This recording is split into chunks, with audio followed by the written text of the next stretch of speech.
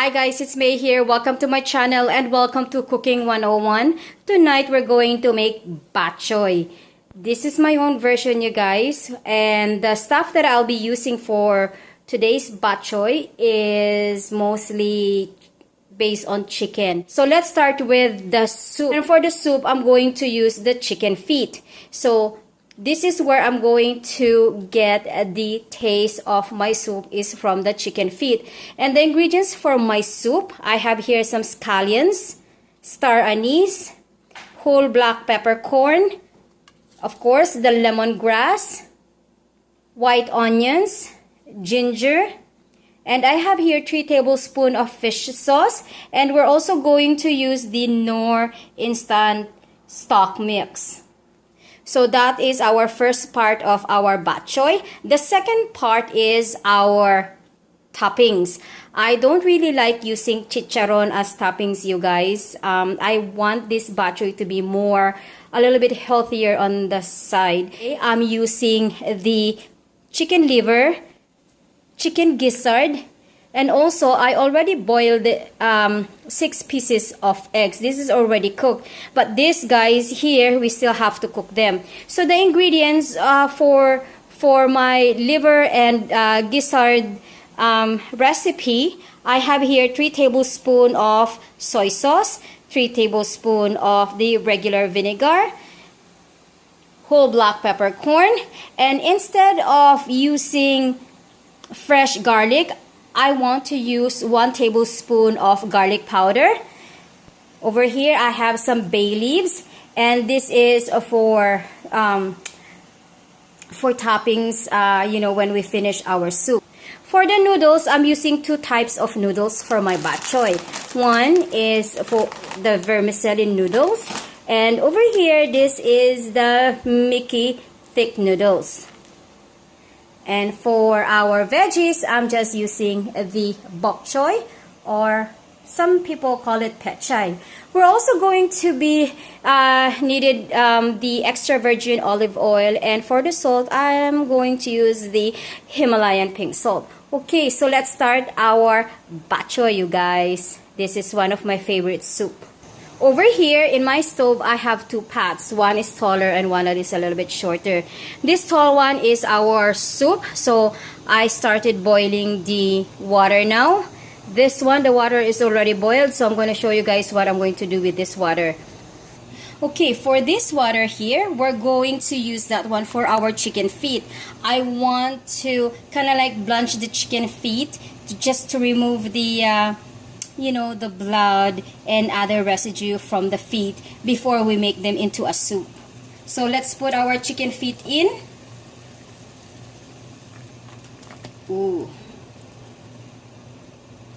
So we're just going to let this one boil for 5 minutes, and then we're going to transfer it into our big pot.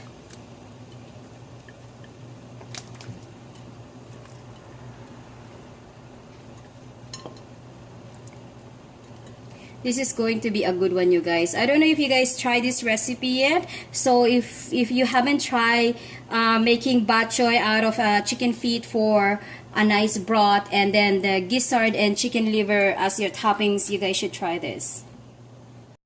Okay, friends, our pot for our soup is also boiling now. So we put all of our ingredients. We start with the lemongrass, the ginger,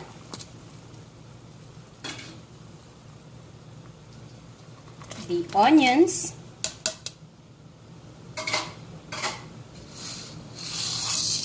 black peppercorn, star anise, and our scallions. So this is our ingredients for our soup for today.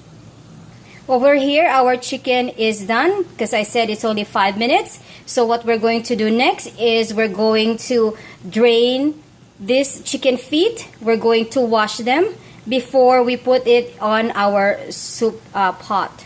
Okay, friends, our soup is already boiling. Now we're going to add our chicken feet. Okay, let's put our chicken feet.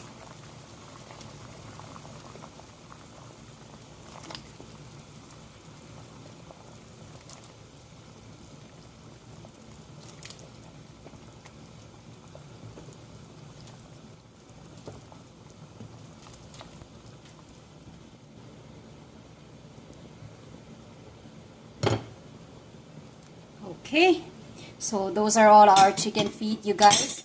And look at our soup. It's turning green, right? Because of all the ingredients that we put in. So we're just going to let this one simmer for half an hour, 20 minutes to half an hour. And I'll show you guys the next step. Let's cover them up. There. Okay, friends, let's check our soup after 20 minutes. Oh, you guys, look at that. That's beautiful. Beautiful, beautiful soup. Guys, for the BACHOY soup, you need to have a good soup for you to enjoy BACHOY. There you go. Soy sauce, not soy sauce, fish sauce.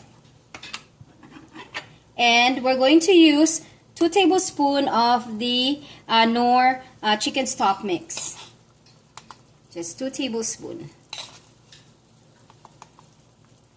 Alright. And then we're going to give this one a good mix. Oops. Sorry, it's noisy. Alright.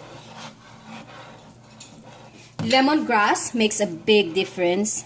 It gives a good flavor to the soup, and at the same time, it makes the soup, like, you know, smell so nice. It's really, really good. See, look at our chicken feet. Ooh la la, I love chicken feet, you guys. Okay, so let's cover this one up and let it simmer for another 20 minutes. And that is our soup. So for the meantime, we're going to cook our noodles. So this is my pot for my noodles. Okay guys, for cooking the noodles, always just follow the instruction. They always have instruction on how to make them. Different noodles, you cook them in a different way. Like for this one over here, this is the Mickey thick noodles. We're just going to let this one boil for 5 minutes and then we're just going to take it out. For the vermicelli noodles, we have to soak them in warm water. With this one, you guys don't really have to boil it because the soup itself is very hot and it cooks the vermicelli noodles right away, or our sotanghon. So always read the instruction written on the label. Okay friends, now we're going to do our toppings. So I put 5 tablespoons of extra virgin olive oil on this pot. Okay friends, now we're going to saute our ingredients. We're going to start with our onions.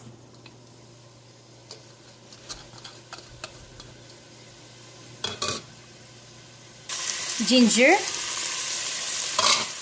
Let's give this one a good mix.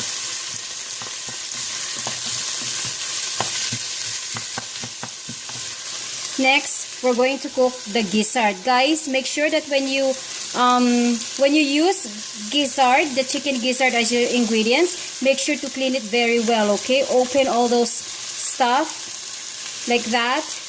Make sure that it's clean. Okay, saute this one first.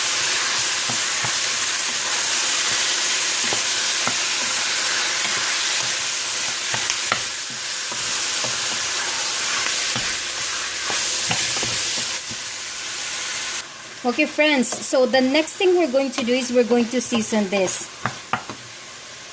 The soy sauce, our garlic powder,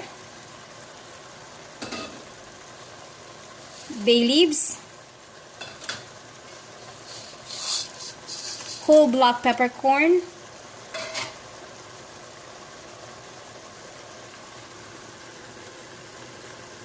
three tablespoons of the vinegar,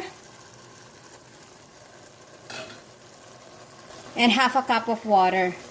And this one is kind of like a brown color because this is the bowl with the soy sauce, so I just added water on it. Let's give this one a good mix.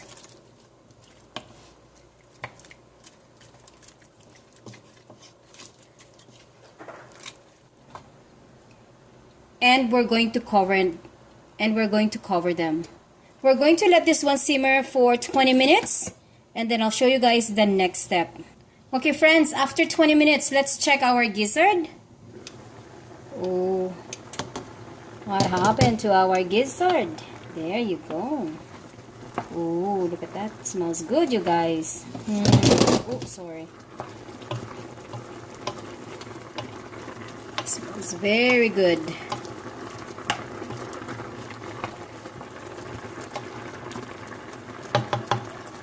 Okay, now we're going to add 1 tablespoon of the chicken broth mix.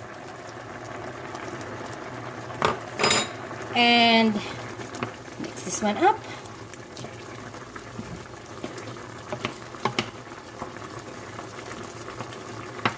So we're just gonna let this one simmer for another 5 more minutes before we add our liver. And this is very plain and simple, you guys. Okay, let's cover them up.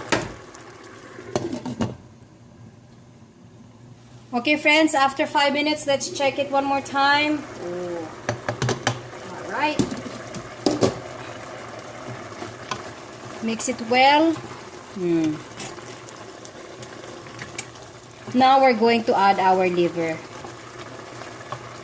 And the way we do this one, guys, we are not going to mix it. We're just going to put this one on top. So this way our liver won't break apart.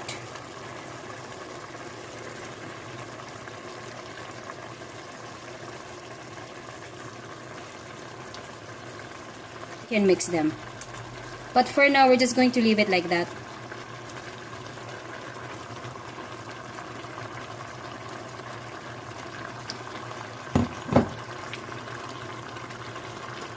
Let's cover this one back. And we're going to let this one simmer for 5 minutes. Okay, guys, let's check our liver now. 5 minutes. See, now it's nice and whole like that. Now we can give this one a good mix.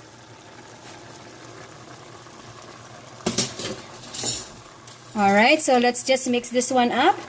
And mix it gently or they don't break. And I have my veggies here. I'm just gonna steam it. And then after that, we're done. So I'm gonna show you guys the finished product. I'm just gonna finish this one. Okay, friends, this is my own version of the chicken bachoy. There you go. And I have two of them. One is the vermicelli noodles and one is the Mickey noodles. Okay, friends, this is our finished product. This is our chicken bachoy.